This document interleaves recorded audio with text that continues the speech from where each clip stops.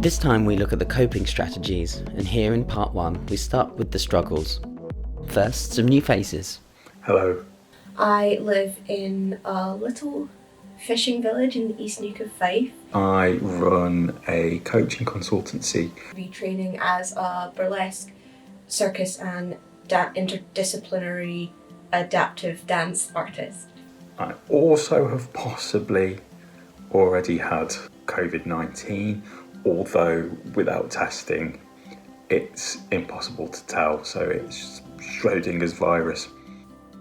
I am chronically ill and disabled. Turns out I'm quite vain, which I didn't realise. This is Roger. He's my best friend. Reality is setting in and things are getting tougher. I think it's probably safe to say that we've all experienced some kind of journey in this time, and our emotions and feelings are kind of going up and down. It has been extremely hard. The sheer scale of it all, there's lots of people dying. Disabled people being asked to and pressured into signing do not resuscitate orders is unsurprising to the disabled community. For the first time, probably finding it a little bit difficult. So I submitted my PhD, which is like 4 years of hard work in the midst of all of this, and it was like a damp squib. I'm really worried about my parents. They're obviously in quite a vulnerable demographic. It's not just your family, it's the whole community, it's the whole world. I have lost a member of my family. I lost my job last week, last Wednesday. Last in, first out. It hurts that I've lost my job. That's it, I've left school without even knowing that it was going to be my last day. I just don't know whether we'll get a leavers day or a prom or anything.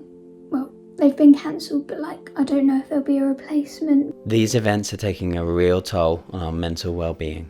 It's really hard to explain because it's not like something you are going crazy, like physically acting it out, but in your mind it's playing 24 hours a day. I worry about my daughters and my family. I mean, myself, my wife, we're doing okay, and I worry about my friends, and I worry about people who are really struggling financially on the back of this. If I dwell on them too much, then it's not good. My brain doesn't go to a good place. There's a lot of kind of emotions and feelings and being taken back to a time in my life where I was previously housebound. It's an uneasy time. It's the dealing with the unknown. I feel a little bit lost, I think. And one of the things that I find really hard is that unknown. What happens after this? What happens? You know, history tells us that not particularly good things happen, you know. What happens when what fills the vacuum?